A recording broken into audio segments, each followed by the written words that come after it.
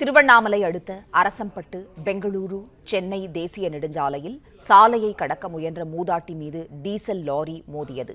கட்டுப்பாட்டை இழந்த லாரி கவிழ்ந்ததில் கொட்டிய டீசலை ஆபத்தை உணராமல் பொதுமக்கள் கேன்களில் பிடித்துச் சென்றனர். இதுகுறித்த கூடுதல் தகவல்களை தருகிறார் நமது செய்தியாளர் மணிகண்டன். மணிகண்டன், வணக்கம். கூடுதல் விவரம் என்ன, சொல்லுங்க. வணக்கம்.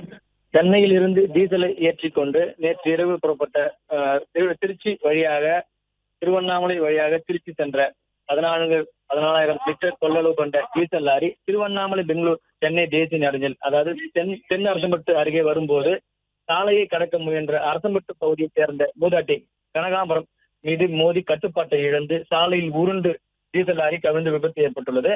இதில் மூதாட்டி பரிதாபமாக உயிரிழந்த நிலையில் கவிழ்ந்த டீசல் லாரியிலிருந்து வெளியேறிய டீசலை பிடிக்க ஆபத்தை உணராமல் அப்பகுதி மக்கள் போட்டி போட்டுக் கொண்டு 25 லிட்டர் கொள்ளளவு கொண்ட கேனில் டீசல் பிடித்துக் கொண்டும் கையில் கிடைத்த கேன்களையும் வைத்துக் கொண்டு டீசலை பிடித்து செல்கின்றனர். மேலும் சாலையோரம் சென்ற 4 சக்கர வாகன ஓட்டுநர்கள் சாலையிலேயே தங்களது வாகனங்களை நிறுத்திவிட்டு கேன்களில் டீசலை பிடித்துக் கொண்டு தங்களது வாகனத்தில் எடுத்தும் செல்கின்றனர்.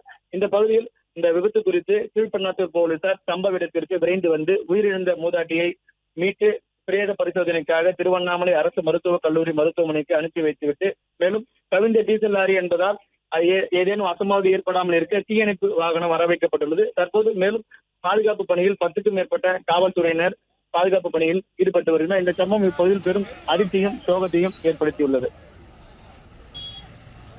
நன்றி மணிகண்டன், தகவல்களுக்கு நன்றி.